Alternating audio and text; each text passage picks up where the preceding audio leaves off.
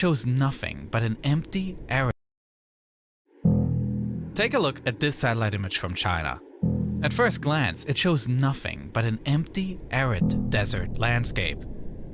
But right in the middle, there's something unusual. Some kind of structure. As we zoom in, we can see it looks just like an aircraft carrier, the kind used by militaries around the world as floating airbases, complete with runways, fighter jets, and weapons. But this one isn't in the ocean, but in the middle of the desert. Let's zoom out for some context. The satellite image was taken over the Taklamakan Desert in northwestern China. Normally, aircraft carriers operate in the harsh conditions of the open sea. But this region, while far more dry, is no less extreme. From a global perspective, the Taklamakan Desert is a fascinating place. Unlike the surrounding deserts made of rock, this one is made of sand. In fact, it is the second largest sand desert in the world. Vast, uninhabited, and seemingly untouched by humans, it stretches out like a giant eye made of sand. A landscape so alien it almost looks like it belongs to another planet. So why, of all places, would the Chinese military build these structures here? In recent years, China has made increasing headlines for its expanding aircraft carrier project. China's first domestically built aircraft carrier has entered service. China has clearly invested in this defense industrial infrastructure to produce these ships. Just 15 years ago, China didn't have a single aircraft carrier. Today, it has 3. But if we take a closer look at the shape in the satellite image, something doesn't add up. The design doesn't match that of China's own carriers. Instead, the structure strongly resembles the design of the American ones.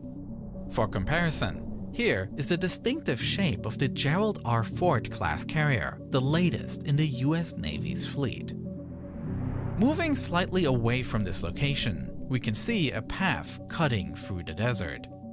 This appears to be train tracks.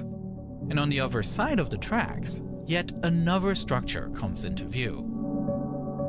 This one doesn't look like an aircraft carrier, but it has a striking resemblance to an Arleigh Burke-class destroyer, one of the most widely used warships in the US Navy.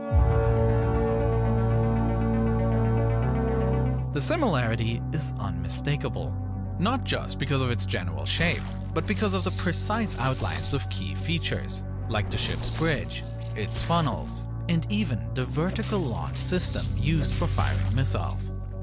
But it also doesn't look quite like the real ship. It looks more like a flat mock-up, a replica built to mimic the real thing. Examining historical satellite images confirms this suspicion. We can see that in 2020, the site first appeared as a grid of cubes, with several tall structures, possibly masts or antennas, arranged in the shape of the American warship. Only later, the full outline of the ship was marked more clearly. The aircraft carrier shape also appears to be just a mock-up. Here, older satellite images show that this spot originally had a different layout, featuring 3 distinct shapes: a small and a medium-sized outline of an aircraft carrier, and the largest version drawn with those tall metal poles. And when we look again at the train tracks running through the middle, we can see just how strange they are. Instead of running straight, the track curves and twists before making a sharp right turn. This is odd because the surrounding desert is completely flat land, so there are absolutely no natural obstacles that would require these turns. Why wasn't the track built in a straight line? And it gets even stranger when we follow where these tracks lead. Heading north, they come to a stop at a base facility with a large hangar, a few supporting buildings, and a lot of trucks nearby.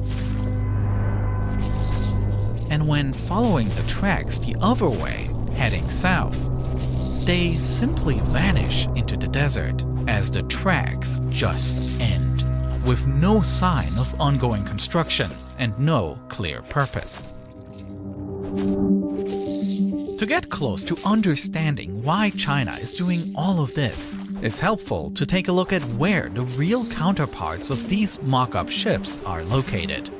Because it turns out, US aircraft carriers often aren't as far away from this desert as one might think. The United States has deployed an aircraft carrier to the South China Sea. A Chinese warship almost running into an American destroyer on Saturday.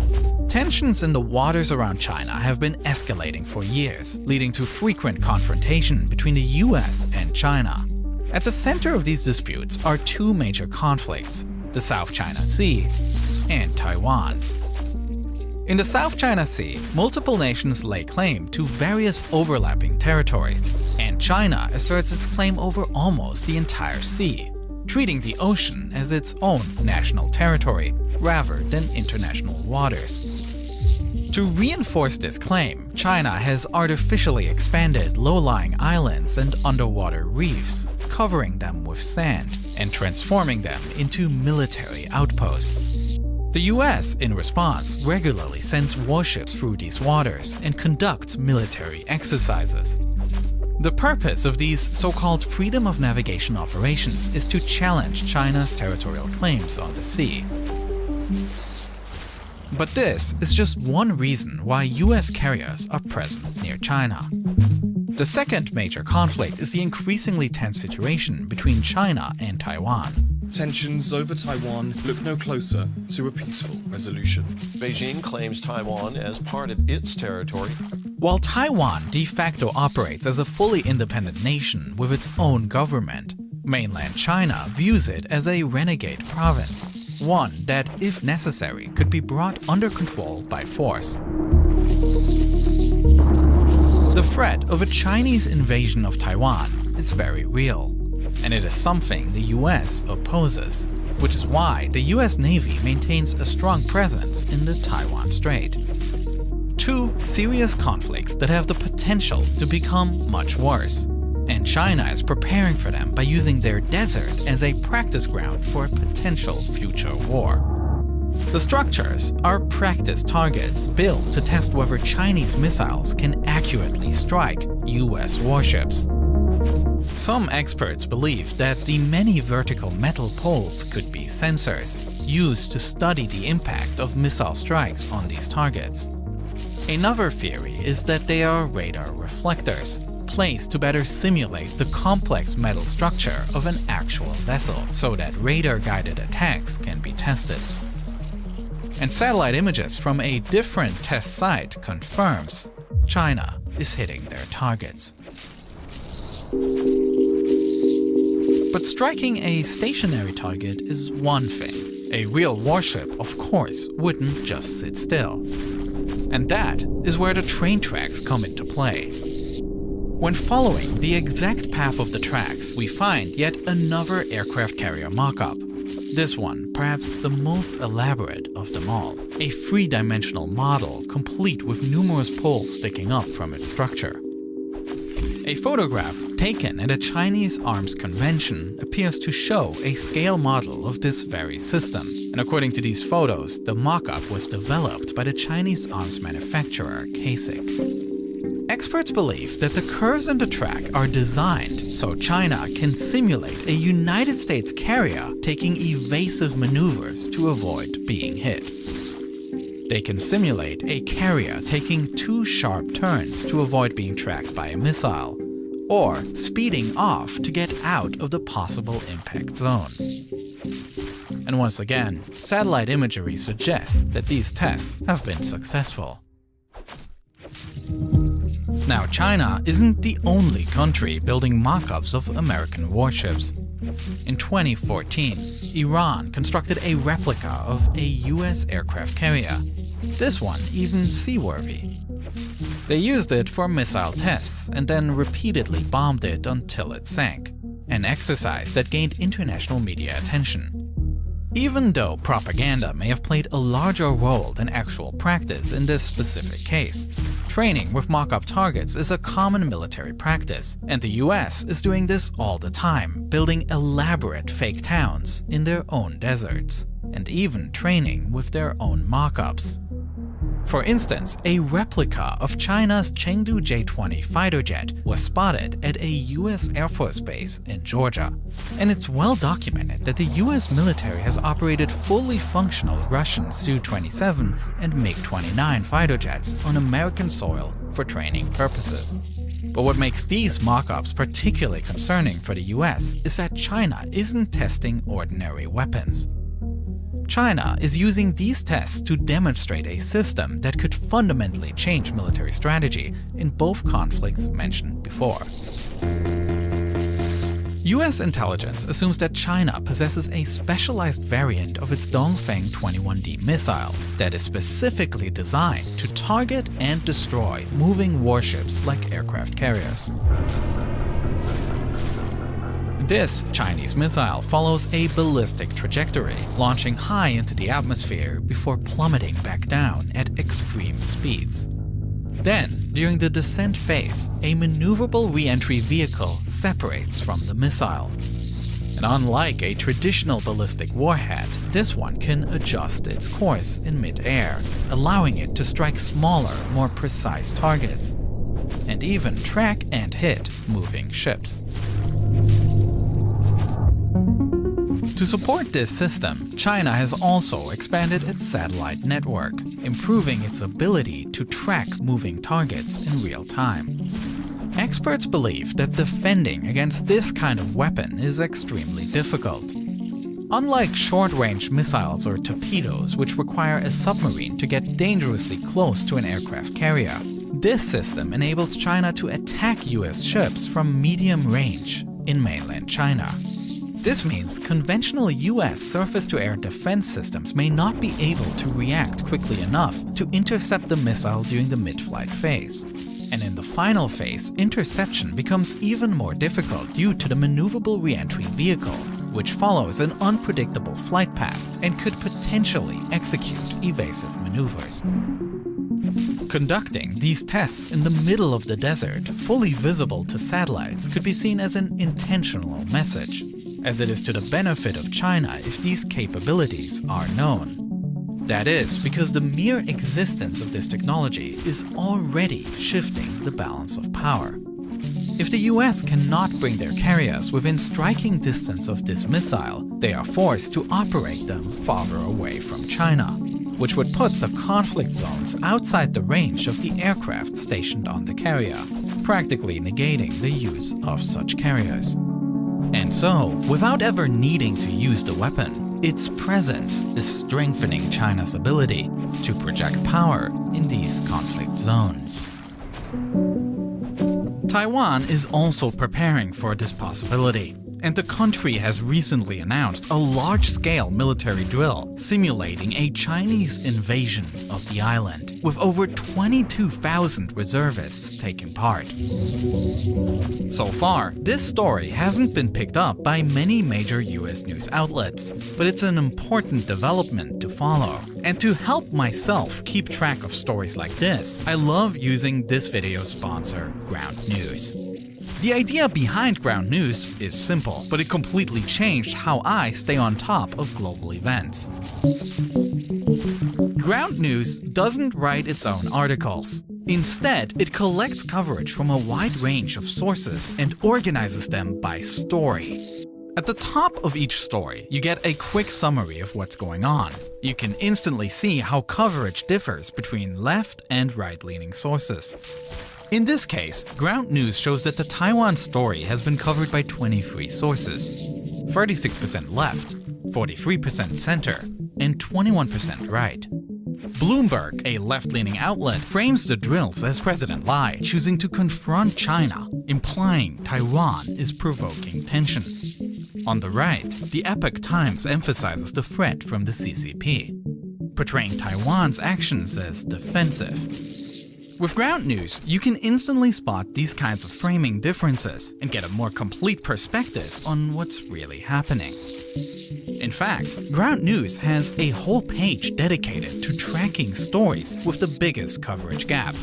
And it lets you track your own reading habits over time so you can see which outlets and topics you gravitate towards. A great way to see where your own blind spots might be. So head to ground.news/neo or click the button on screen right now to try Ground News today. And if you use that exact link, you'll even get 40% off their Vantage plan, which is their most elaborate plan. And you'll be supporting my channel at the same time. So thanks for checking out Ground News. And thank you so much for watching.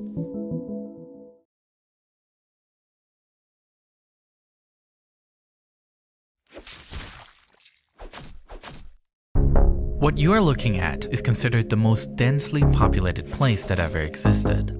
On an area of just 6.5 acres, or 4 football fields, dozens of individual buildings have merged into one solid organism that houses shops, restaurants, churches, private homes, and virtually everything that makes a city.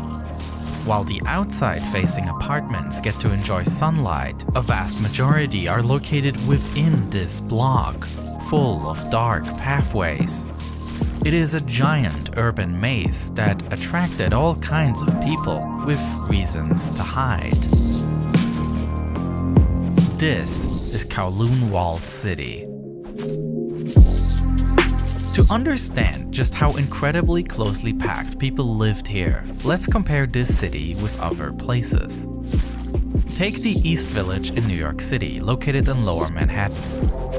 There's a small park in the center, but other than that, it is a pretty dense neighborhood with historic row houses and more recent large apartment buildings.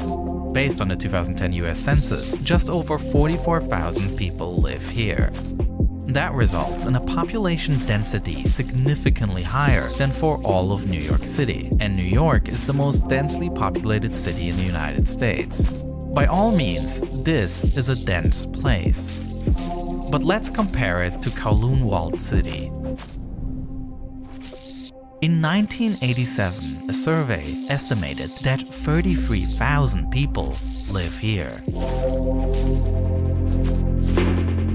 The density is simply astounding. And in reality, the number might have been even bigger, with some estimates going up to 50,000 people. Perhaps the strangest thing about Kowloon Walled City, however, is just how abruptly it ends. While everything is crammed into this tight block of buildings, behind the sharp walls of the city, there are relatively spaced out buildings, and even a park with sports fields. So why was everything crammed into this small block? The answer is that Kowloon Walled City wasn't part of the rest of Hong Kong, but had its own legal status. The walled city began as nothing more than a small Chinese military outpost, stationing about 10 guards. It really started to take shape more than a century later, when the outpost was expanded by the construction of a larger fort. At the same time, the nearby harbor of Canton began to gain importance. Chinese tea was a hot commodity for British traders, who purchased it in staggering volumes, allowing this region to prosper. However, the trade relationship was notably unbalanced. While the British bought large quantities of tea, the Chinese had little need for goods from Europe. To improve this trade balance, the British began to illegally import opium from India to China. This scheme proved effective, with the widespread consumption of the drug escalating rapidly. This led to an addiction epidemic, which wreaked havoc on the Chinese economy. Recognizing this crisis, the imperial government took decisive action to halt the opium trade. But this move led to a heated conflict, which would later be known as the First Opium War between Great Britain and the Chinese Empire. Britain won the war and subsequently occupied Hong Kong in 1841. The walled city was not affected, as it was located on the island nearby, and as a result of this loss, the Chinese Empire decided to reinforce the fort in Kowloon by building large walls around it, giving the area its lasting name, Kowloon Walled City. At the heart of this fortress, they built a yamen, which is the main office from which this outpost is administered. The tensions between China and Britain continued on, ultimately leading to the Second Opium War in 1860. As a result, the Kowloon Peninsula too fell into British hands.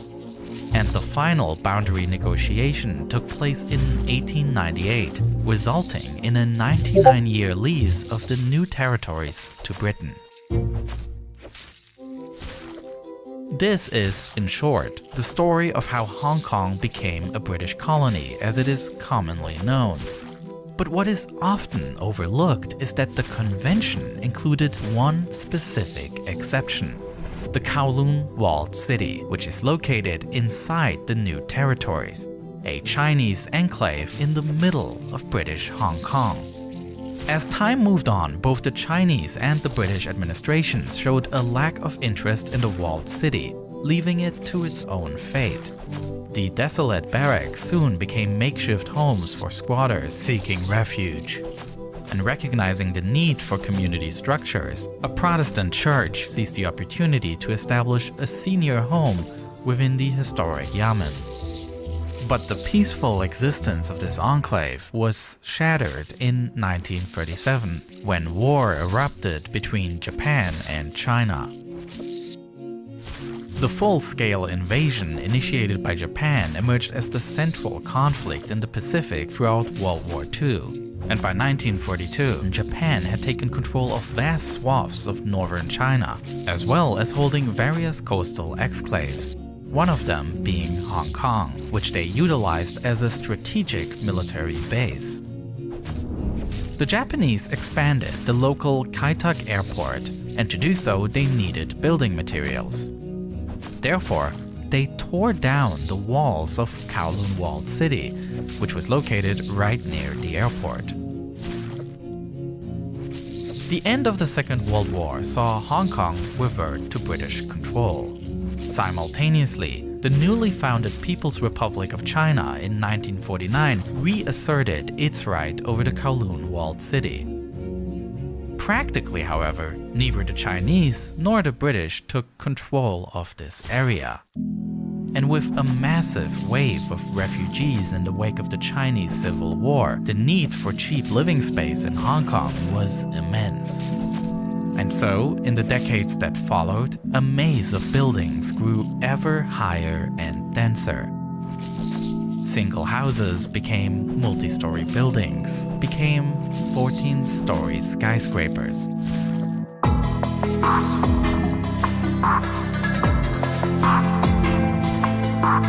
The sunlit streets turned into shaded paths until they were eventually completely blocked from sunlight. Within the confines of the walled city, the laws of Hong Kong were not enforced. Any construction within the city proceeded without adhering to any building codes, with one singular exception.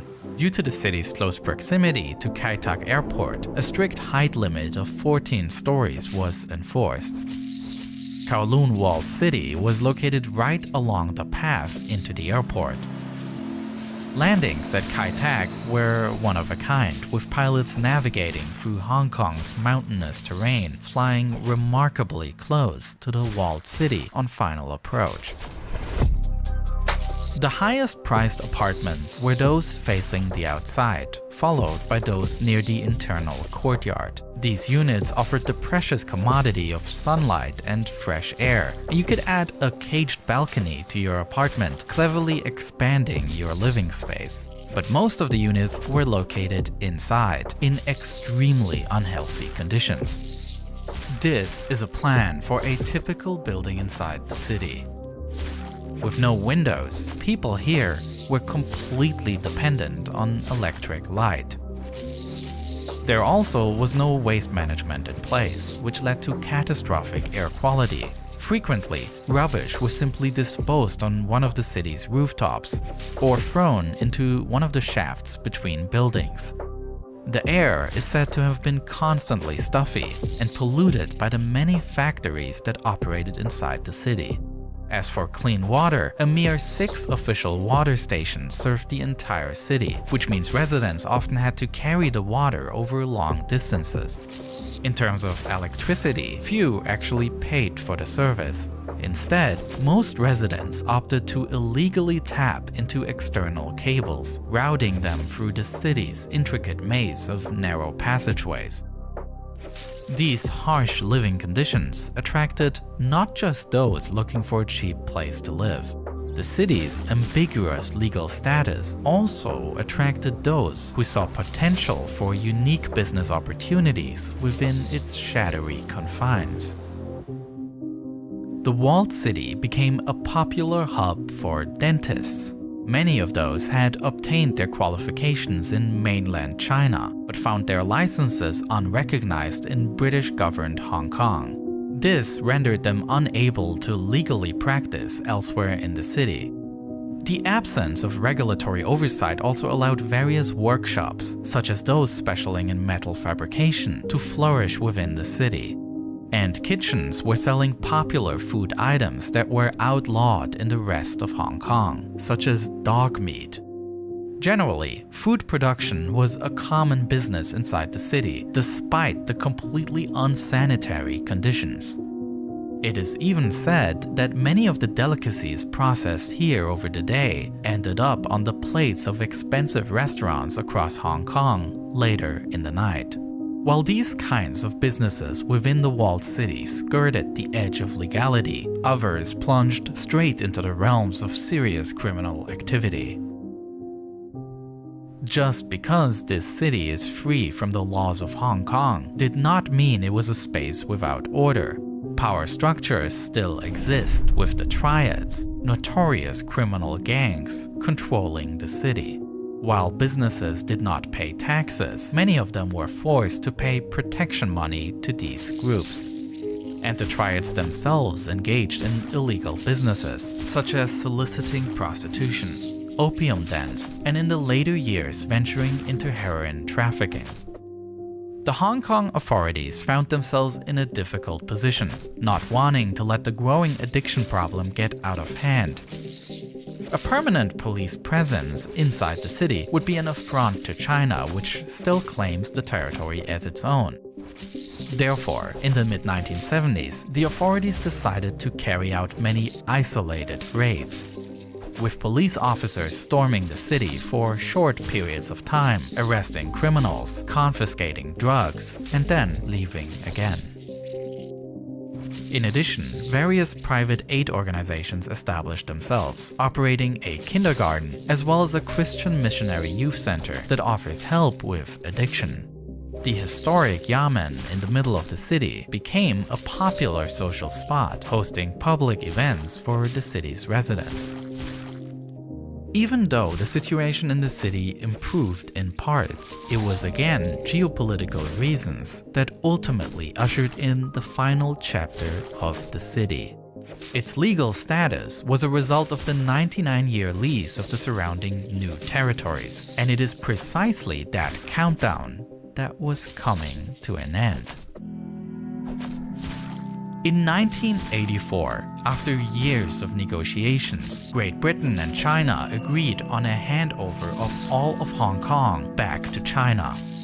This handover was scheduled to take place in 1997, but the breakthrough in negotiations also cleared up the dispute regarding Kowloon Walled City. Despite massive resistance from the city's residents, the two governments jointly decided that the social situation, the risk of fire breaking out, as well as the fear of any of the buildings collapsing, would justify the complete evacuation and demolition of the city. With the start of the demolition in 1993, Kowloon Walled City came to an end. But as the city fades into memory, two diametrically opposed ideas of its existence emerge. The dystopian image of the city inspired a large number of fictional depictions in film and art, often showcasing Kowloon Walled City as a futuristic hotbed of crime and corruption. As such, the city inspired tons of dystopian fantasies. However, what gets lost here is that this city was also a vibrant, tightly knit community. As chaotic as the city may appear from the outside, there was actually a lot of order. And the notion of complete chaos is simply wrong. You could send a letter to someone living inside the city, and despite the apparent chaos, it would get delivered just fine. People came here with nothing. They then raised children, established businesses, and then had to self-organize those aspects of city life that the lack of government had left out. To many, Kowloon Walled City is a symbol of Hong Kong, showing that hardworking people were able to create community even despite harsh conditions. Today, on the side of the walled city, there is a park where remains of the historical city can be found in several places, such as the historic Yamen building still standing, as well as a small model remembering the urban monolith that once stood here. It's easy to vilify, and it's just as easy to romanticize a place like this. Ultimately, the answer might lie somewhere in the middle.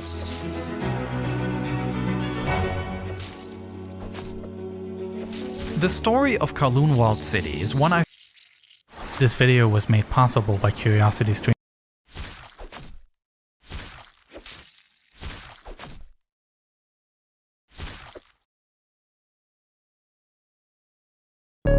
On a normal evening in 2009, a man gets home from work and boots up his computer. His name is Marcus Persson, but he often goes by his screen name, Notch. Based in Stockholm, Sweden, Persson spends his evenings developing passion projects, fun coding exercises that sometimes end up as completed video games, but more typically become abandoned after a short time. But what he doesn't know is that the file he starts today will change the gaming industry forever, and will make him one of the wealthiest Swedes in the world. This is the making of Minecraft. In the very beginning, the game that Persson was creating wasn't called Minecraft. It was called Ruby Dung, based on the two main elements of the game, the Ruby lands and the dungeons. It's going to be a fantasy group manager. You don't actually do any quests yourself, but rather assemble, equip and level up heroes, and send them on quests you gotten from the local town. Persson created a texture atlas, which is essentially one large image file that contains lots of smaller textures. Initially, this atlas only contained two textures, grass and cobblestone. Using these elements, he created a digital landscape filled with trees. Next up, Persson wanted to implement a first-person view of the heroes going on their quests. But quickly he realized that it was becoming too pixelated and blurry. Frustrated that he couldn't get all of the features just quite right, Persson scrapped the idea, not realizing that he had just created the first prototype for what would later become Minecraft. One major limitation was that he could only work on his games during the limited free time after his day job. He worked as a programmer at Midas Player, the Swedish game developers that would later go on to create Candy Crush. However, his bosses at Midas Player were unsupportive of Persson's hobby. And once they discovered that he was making his own games in his free time, they felt that there was a competing interest, and they barred him from continuing making his own games. But Persson couldn't be stopped. Rather than comply, he decided to quit his job in order to continue working on his own passion projects. And he found a new job with the software company J-Album, where he befriended the CEO, Carl Manne. J-Album was not a game studio, but a company that made digital photo album software. And Carl Manne not only didn't mind what Persson did in his free time, but instead, he actively encouraged him to continue designing games. At this point, Ruby Dung still sat on the shelf. a scrap project with little more development. That is until April 2009, when Persson came across a new game that would change everything for him. The game was called Infiniminer. Infiniminer is a multiplayer game where players team up against other players to dig blocks in search of minerals. As blocks are dug up, they can then be used to create structures to impede other teams. Though the objective of the game was to mine up more minerals than your opponents, players quickly abandoned that goal and instead realized it was much more fun to just build things. But despite the game's enormous potential, its development was plagued with difficulties. Zachary Barth, the original creator of Infiniminer, had intended to create a large network of players, but with the game's code constantly being modified and rewritten, the game soon fragmented its user base as the different versions of the game weren't compatible with each other. Frustrated, Barth decided to abandon the project as a whole, and the game's code became open source. The first time Persson tried Infiniminer, he immediately had an epiphany that this was the game he wanted to do, and he had lots of ideas of how he could make it better. He sat back down with the previously abandoned Rubydung and got to work tweaking it into the new vision he had in his head. Reusing his existing textures, Persson took a full weekend to rework some of the coding and art style. He called his creation Cave Game, and with just a little more work it moved from just a test to a working prototype. Now, all he needed were players, and he had a plan for where he could get some early testers. Just a few weeks prior, Persson joined an online indie game forum called TIG Source. Here, developers can receive feedback from other developers on games they are creating. Persson began discussing with others in the community, who quickly suggested a new name for the project: Minecraft: Order of the Stone, named for the two actions you could do in the game, mining and crafting, though Persson would later drop the subtitle from the name. He then decided that this forum would be the best place to start getting early players and have some immediate feedback for how he could continue developing the game. And so, on May 17, 2009, he shared the first link that would allow others in the forum to begin playtesting the game. Minecraft. It's an alpha version, so there might be some crashes.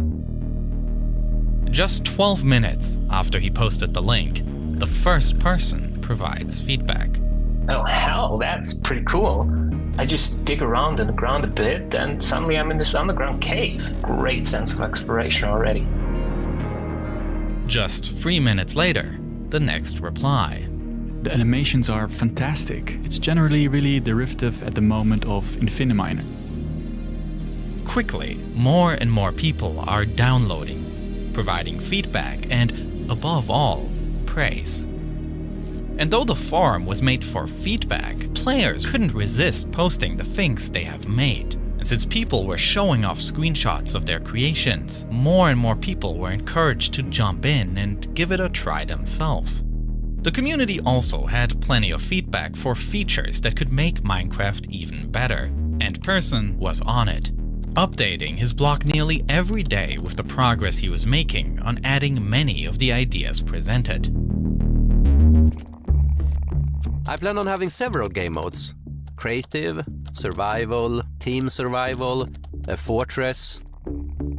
Though players were consistently finding the gameplay addicting, in this early stage there was no way to save what they had built. There was also no way to play with friends or to play on maps that others had created. Persson would often sit down with the intention to add these commonly requested elements to Minecraft, but he would repeatedly get distracted due to the challenges of implementing multiplayer and instead would focus on more fun features. Okay, multiplayer was boring, but here's water. Should Minecraft have blood? No, blood is overused. Next up was adding multiplayer, which would take quite some time. But Persson was determined to get it up and running, though not without some more side projects along the way and more challenges to overcome. So I didn't do multiplayer code, but I had fun. Multiplayer will be in the form of a downloadable server, which will broadcast its IP to the main server when it starts up. I feel stupid. Server admins could host any data they want on their servers. This means anything, including bad things.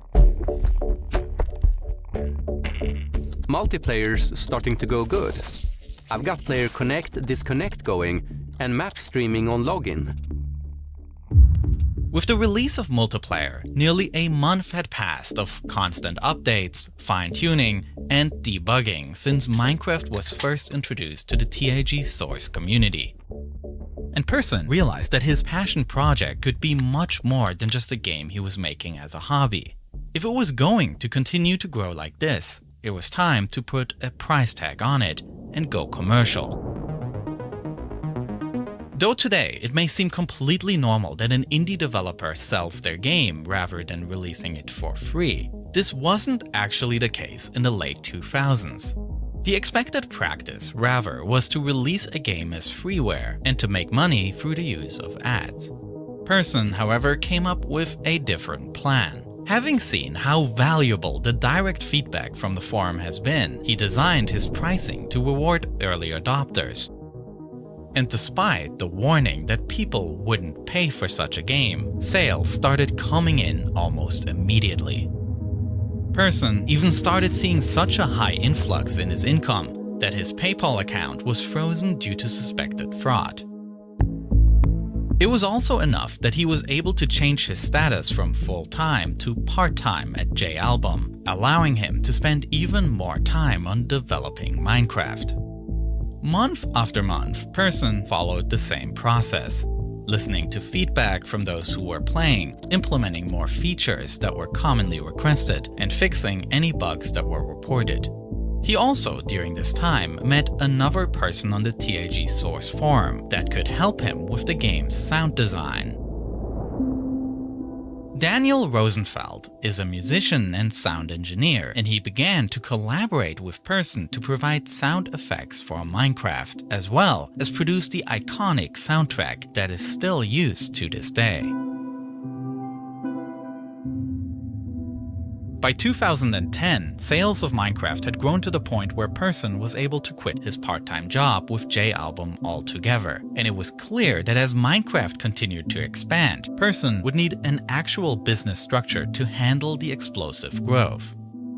But since he was uninterested in actually running a business, he decided to call in some help.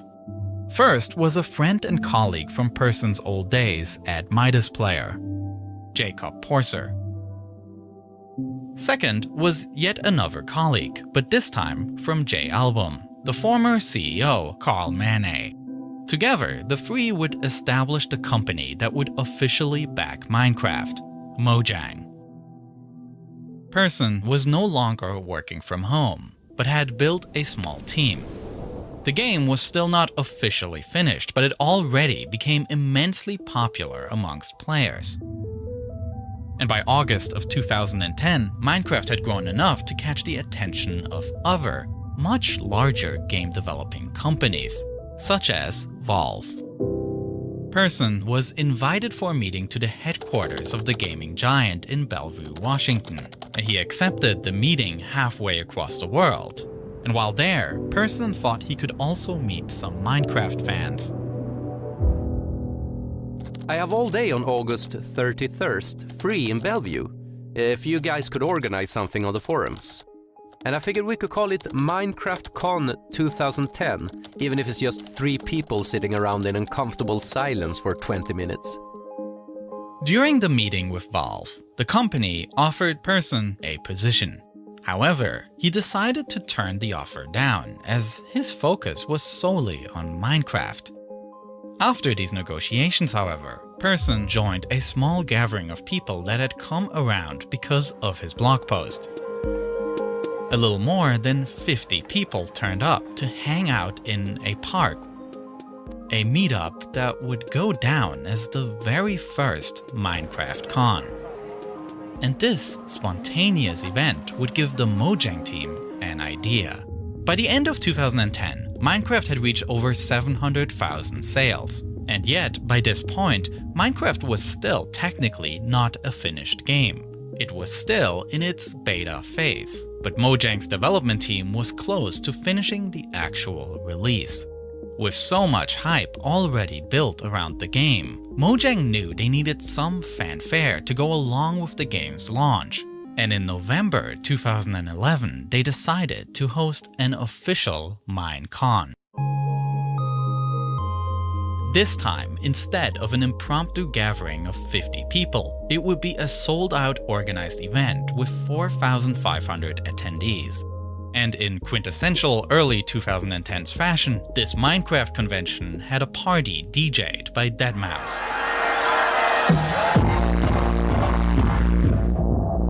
All of this would be leading up to the grand finale of Minecon 2011, the official release of the game.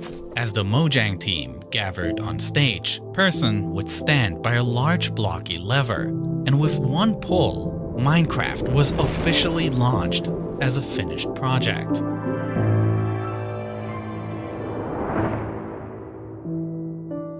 Even though the game was now finished, the team would continue working on it, releasing updates and adding new features, even until today. But for Person himself, it was the end of a chapter. After 2 years of continuous work on Minecraft, he was ready to move on to other projects in order to get back to what he loved doing most: coding. And so, just 2 weeks after Minecraft's official release, Person decided to step down from his position as lead developer of Minecraft. With Jens Bergensten now at its helm, Minecraft continued to flourish. But Person didn't get the rest he was hoping for. Still perceived as the maker of Minecraft, players continued to send any issues they encountered to him, and he was flooded by complaints. For a long time, he would attempt to ignore the negative feedback that he could do nothing about, until it finally came to a head in 2014. As the popularity of Minecraft continued exploding, an inevitable feature from players began to emerge: pay to win. Mojang has always allowed public servers to be created so that players around the world can play the same map together. However, this opened the door for some to take advantage and create servers where players have to spend money to gain an advantage. These pay-to-win services violated the end-user license agreement of Minecraft, which is why, in a controversial move, Mojang began to crack down on these servers and gave them a deadline to either adapt or to shut down. Following this statement by Mojang, there was immense negative feedback. And though Person was no longer working on Minecraft, he still received the bulk of the criticism. In frustration, he sent out a tweet on June 17, 2014 that would change the direction of Mojang forever. Anyone want to buy my share of Mojang so I can move on with my life? Getting hate for trying to do the right thing is not my gig. The very next day, Mane began fielding calls from companies that wanted to know if Person was serious, including studio giants EA, Activision, and Microsoft. And after giving it a thought, Person realized he actually was serious about selling Mojang so that he could finally distance himself completely. And after several rounds of negotiations, a deal was struck. Mojang has confirmed it's being sold to Microsoft for $2.5 billion. The deal with Microsoft meant that the Mojang founders, Person, Mane, and Porser, would step away completely, whereas all of their employees would be barred from layoffs. The Microsoft deal was worth a staggering $2.5 billion, and as the major shareholder of Mojang, Person had become a billionaire overnight.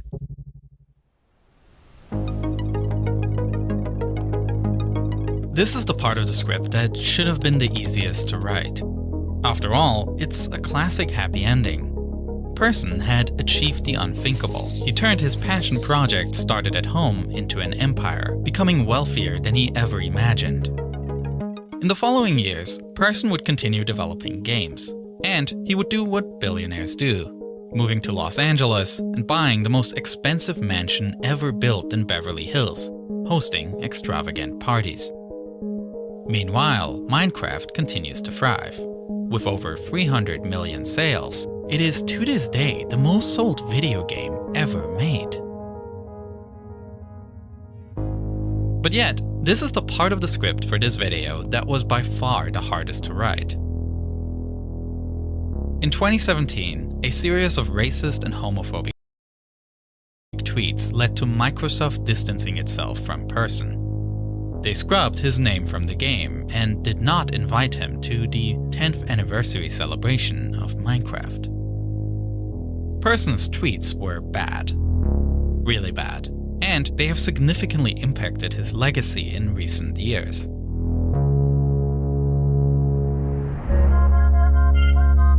For me, the hard part about writing this section is figuring out how to talk about someone's harmful comments. It's incredibly inclusive. When is Minecraft the most fun? Is it when you open a new world, starting to build something new from scratch? Or is it when you've built an empire, and when you have an abundance of everything there is? Marcus Persson is now in that second stage of life.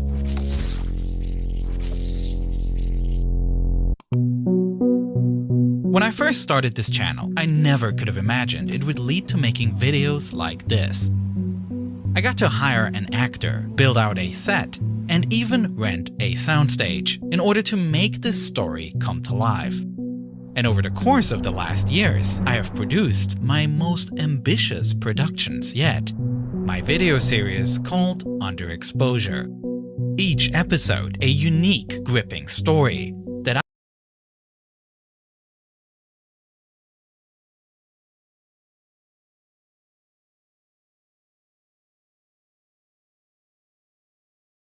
this video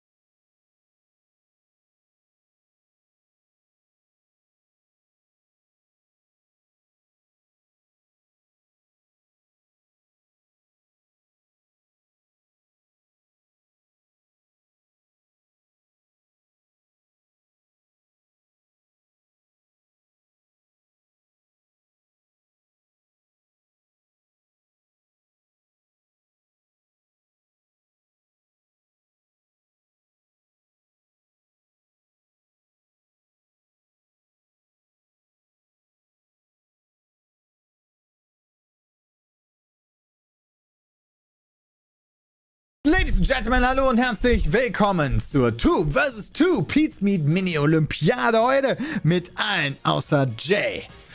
Wir werden heute in verschiedenen Spielen gegeneinander antreten. In Team 1 sind Christian und Peter, in Team 2 sind Sebastian und Dennis. Wir spielen als erstes gegen Mage Arena, danach Uno, danach Siebkist, danach Pantomime. Und wenn es dann 2-2 stehen sollte, gibt es noch in einem Extra-Game die Entscheidung. Viel Spaß.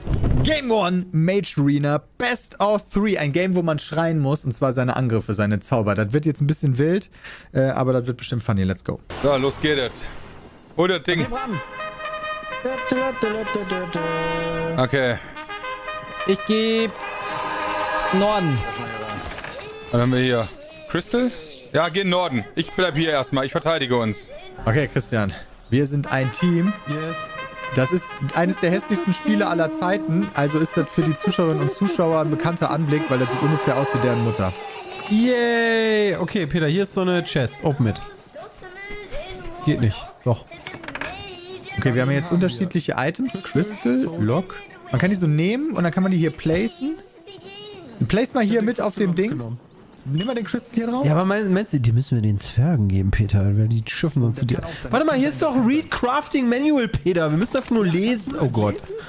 Okay, keine Ahnung, was das macht. Werden wir alles erfahren. Oh. Was bist du? What the fuck? Okay, ich krieg keinen Fallschaden. What the fuck? Okay, komm mit. Ich hoffe, du haust den Gegner richtig gut. So. Warm. Geht doch. Ja, Crystal und so ein grünes Ding gibt irgendwas. Crystal und Crystal gibt was. Crystal und Lock gibt einen Speer. Alter, wer labert mich hier voll? Der Suppenmann. Hier, Was muss da rein? Da muss noch ein Lock. Ja, haben wir. Ja, mache Speer. Ja, kannst du nehmen, Speer. Oh. Ich habe nämlich hier schon so einen Frog on a Stick. Ja, okay, Peter war doch ein Stab. Tut mir leid. Was ist denn, was macht der denn, Levitator? Woher weiß ich, was der... Damit kannst du fliegen. Ja, aber woher weiß ich denn, was der tut? Wie setze ich den ein? Das weiß ich nicht. Wir müssen mal was machen, glaube ich. Okay. Komm mit.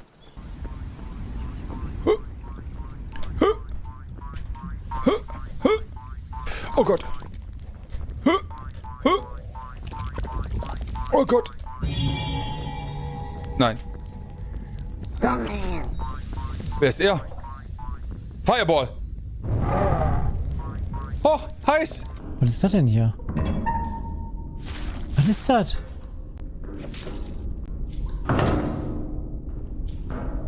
Hä? Ah! Shutdoor. Hier gibt's Skelette? WTF, ich dachte, wir müssen Capture the Flag hier so ein Shit machen. Ich weiß auch nicht, ob wir zu zweit laufen sollten. Oder einer irgendwie die Flagge bewachen sollte. Ja, weißt du, einer links, einer rechts oder so. Keine Ahnung. Sollen wir zusammenlaufen oder? Ja, das frage ich mich nämlich auch gerade. Lol, Peter, okay, ich weiß es. Einfach, oh mein Gott, guck mal. Peter! Oh, er fliegt! Ich fliege einfach über die Mauer. Fireball!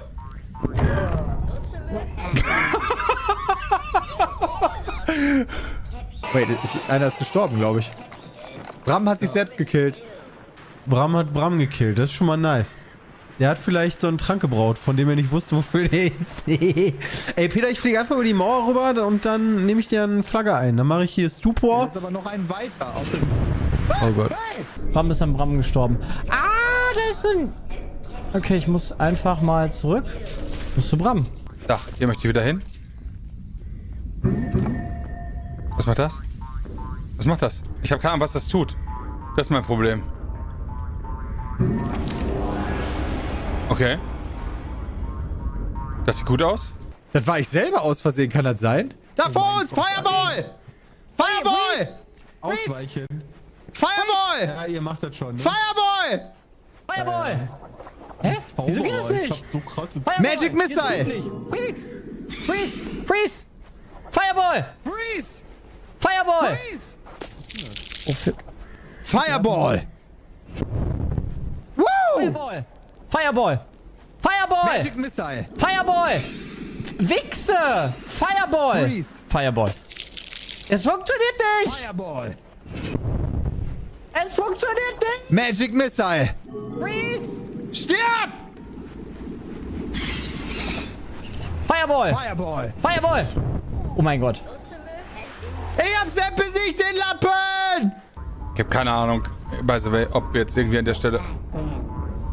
Und hier ist einer. Dark Blast! Okay, Sepp ist gestorben. Okay, das scheint krass zu sein. Wir rennen kurz zurück. Oh!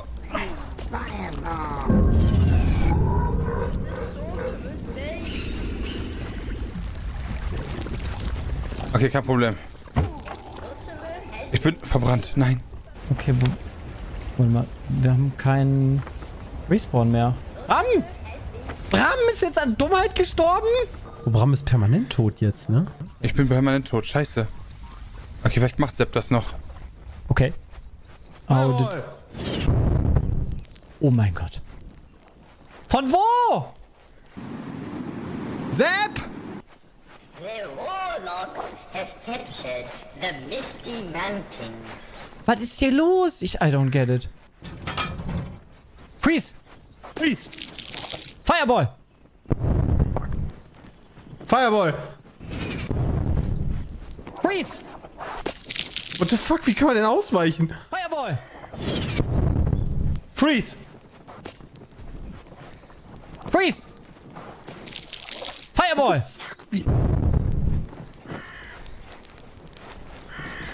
Fireball!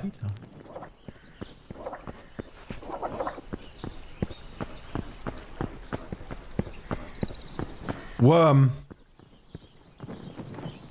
Ah, das darf ich hier nicht. Bram, komm hier! Bram, wo bleibst du? Fireball! So geht das nicht. Das war daneben. Oh. Freeze! Oh mein Gott, Christian ist an mir gestorben. Nice. Bram, wo bist du? Okay. So, und jetzt machen wir das. Worm.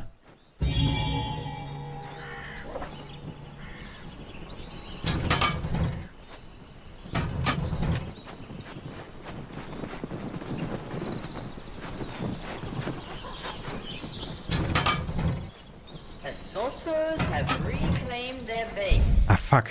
Wo bin ich gestorben? Hier vorne irgendwo, oder? Scheiße, wo war das? Bin ich irgendwo noch runtergekommen? Freeze! Sepp, das bin ich. So. Hast du meine Leiche gefunden? Nee. Das ist meiner. Warum? Ja, okay, weil an meiner Leiche liegt nämlich noch ein Zauberspruch. Achso, doch, dann habe ich was. Hier, warte. Soll ich das geben? Ja, geh. Bitte. Ich habe keine Ahnung, wie das sonst funktioniert. Ach, die haben schon wieder uns gecaptured, Bram. Okay, jetzt machen wir die.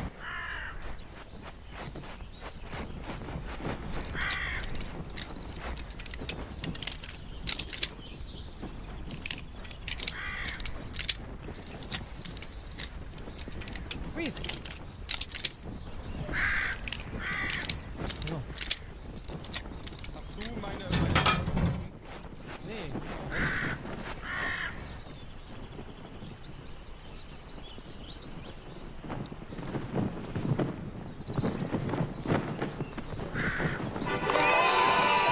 The sorcerer's base.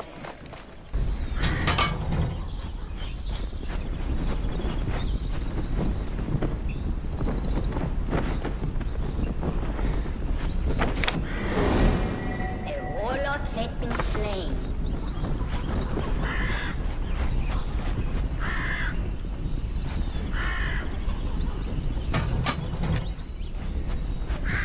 Freeze! Fireball! Fireball.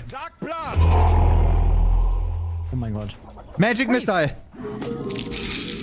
Fireball! Fireball. Magic Missile! Freeze. Dark Blast. Okay, kann ich nicht nochmal machen. Nee, kann ich nicht nochmal machen. Ja, okay, schnell da rein. Ja, hier rein. Christian habe ich auch schon getötet, der hatte das nämlich auch schon übernommen.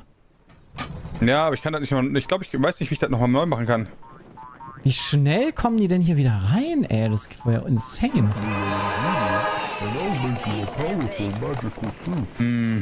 Also, wenn wir in der Base blau sind, wieso ist das hier rot? Und wieso nehme ich das da nicht ein? Ram, greifen wir beide an? Ja, würde ich sagen.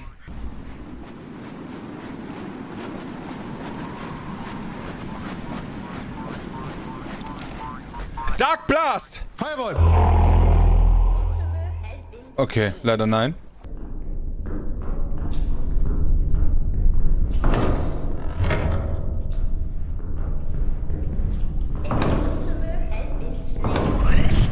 Oh shit. Fireball.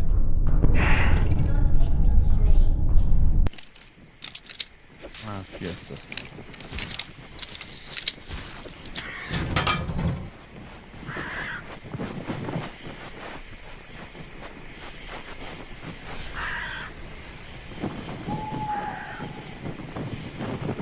Ich habe direkt einen Teleport zurück, Bram.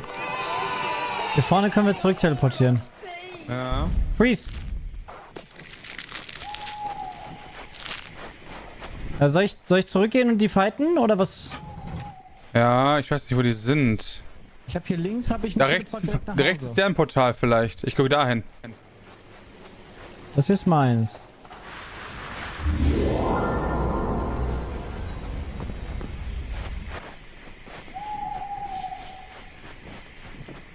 Fireball. Freeze! Freeze! Fireball.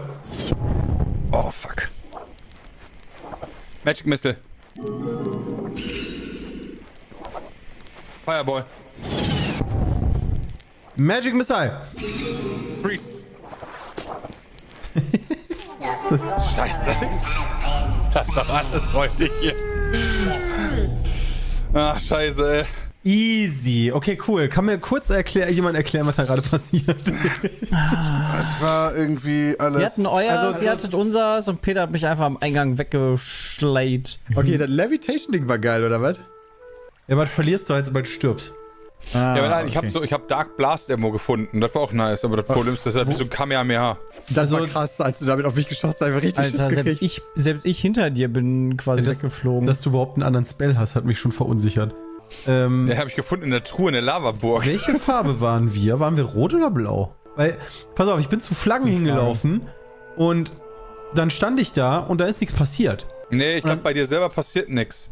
Ich werde auch so verunsichert. Hoch und runter eigentlich. Ja. Ja, aber wenn die schon oben ist und die ist neutral, also wir können nur die Flagge von dem Gegner in der Base einnehmen, oder? Weil da gibt es ja noch andere. Nee, die anderen Ja, du kannst auch die anderen einnehmen. Ja. Du kannst auf der Map gucken, da wo weiß ist, die gehört uns schon. Genau, aber die halt eine andere Farbe ist, können wir die dann nicht mehr holen. Doch. Da habe ich nebengestanden, da ist irgendwie nichts passiert. War noch jemand von euch im Mausoleum? Das hat mich komplett gefickt. Ja, war ich. Und dann habe ich so ein fettes Vieh kaputt geblastet und dann kamen noch Skelette und dann bin ich wieder rausgerannt.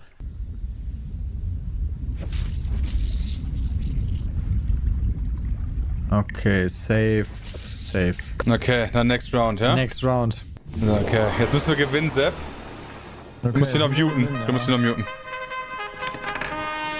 Also Crafting ist schon mal ganz gut. Wir haben kein Kristall. Wir haben einen Toad. Ich guck mal eben, was man mit einer Kröte macht.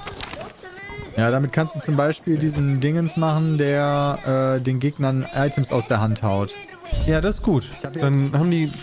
Ich habe jetzt diesen Seed gemacht, der mich vorhin gekillt hat. Mit dem muss ich ein bisschen aufpassen. Ich renn schon mal los Richtung erste Flagge. Ja, ich komme mit. Das weiß ich, weil ich das jetzt gelesen habe. Das ist ein Walking Stick. Mit denen läuft man schneller, wenn man den in der Hand hält. Und was das macht, weiß ich nicht. Rock. Und... Rock.